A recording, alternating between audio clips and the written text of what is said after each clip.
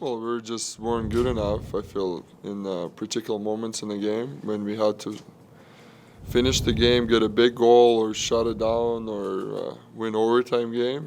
So I think it's kind of hard to pick one thing. There was a lot of different things, like underperforming from our side, definitely. Kind of cost us some games, lost some stupid games against bad teams. So I think that's definitely took some points from us, but we were like 3 short of the playoffs. So I think it's kind of hard to.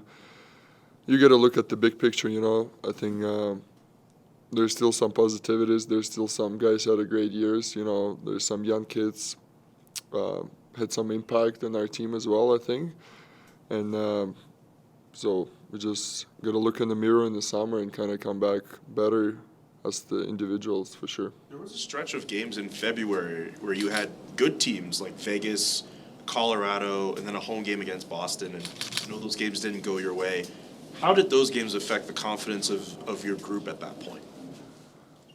Well, I mean, every time you win, your confidence level raises, but then you lose, it goes down. If you have a bad game, it goes down. So it's definitely it's mixed emotions. That's the reality of being a professional hockey player, right? Like you go through ups and downs during the year, and you have to deal with it. I mean, coaches helping you deal with it, your family helping you deal with it, at least. So I think it's just, I mean, when you're on the run, it gives you confidence a lot. I think our team had a lot of confidence, post deadline. I think we were 11-4-4, right? But like I said, it wasn't enough big plays this year what kind of kept us in the playoffs. Finishing only 2 points behind the Jets for the final playoff spot, does that almost make it harder because of those 48 one-goal games and 17 overtime and shootout losses and the points you'd left on the table? Well, I mean, I can probably name you 15 games where we piss it off, kind of pretty much, right? The game against Ottawa, leading 3-1, 2 minutes left, we give up 2 goals, 6 and 5, then lost in overtime. Game against Boston, we were up, we lost in overtime. The Chicago game, Detroit game at home, the 3 Chicago games, yeah, the bad teams. We lost to Anaheim at home too. I think if you look at it, I don't think we were good enough at home as well. So I think the home record, it wasn't great. It wasn't a hard place to play for opposite team, and then we just gotta for sure kind of come back where we had the year before that, when the teams come here and they were getting smoked.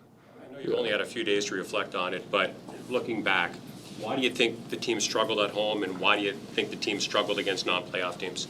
I mean, I don't like to kind of soft it up, but the schedule was awful this year. For sure, NHL got to do something. That was just, we flew to East 3 times in 1 month, and then twice to New York. Why we can compare, get all the games together in New York, and then because it's so hard on the body, you play back to back there, then you fly back on the West, time difference, you don't get enough sleep, you're tired, you have no emotions when you go.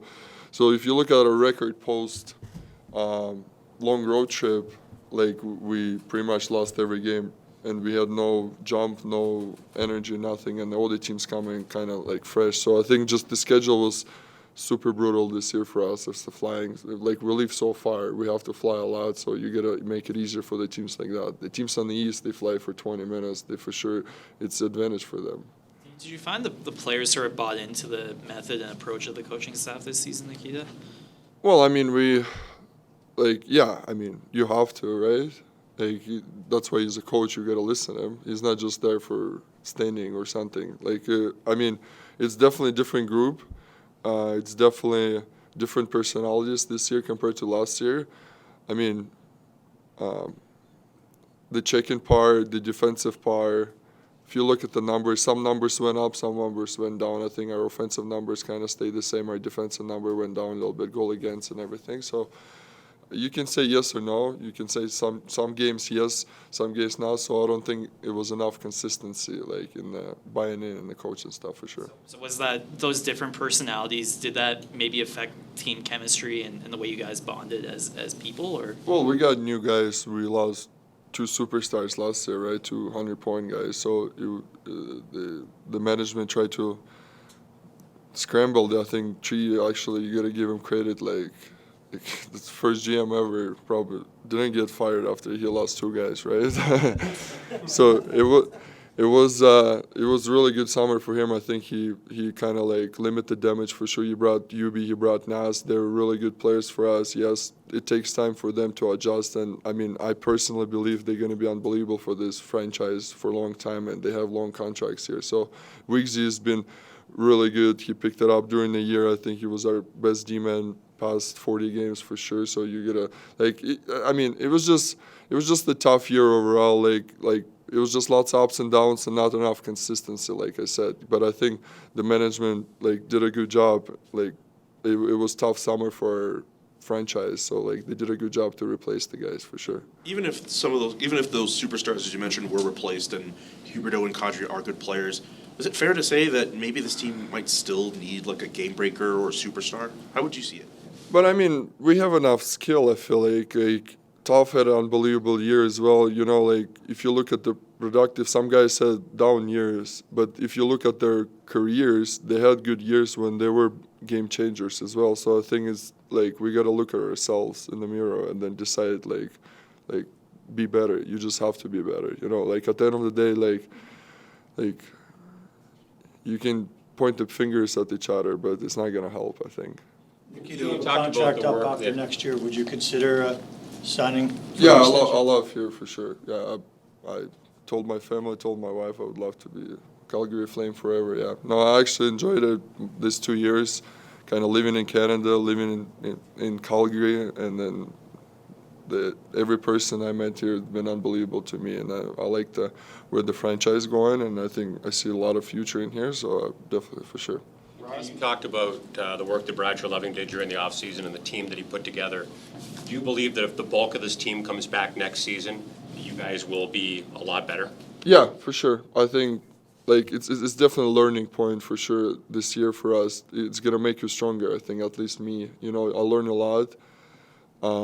I prove a lot. I played different situations and everything personally. So I think, I mean, I can only talk about myself. I'm going to work really hard in the summer to be a better player for sure next year. I know everyone's got injuries, but Rasmus mentioned that he was still dealing with stuff related to the car accident. Just how much do you respect a teammate like that for putting himself through that this season? Yeah, I mean, that's not a common injury you see, right? Get hit by truck. So I think, I mean, everybody's dealing with injuries at some point. Last year, we had like 10 guys with the broken bones in the playoffs, right? So, I mean, it's a part of the game. I think we've been, there's lots of professionalism in our group for sure, and I think that helps to stay healthy. Knock on the wood. Hopefully, we'll keep going like that for sure.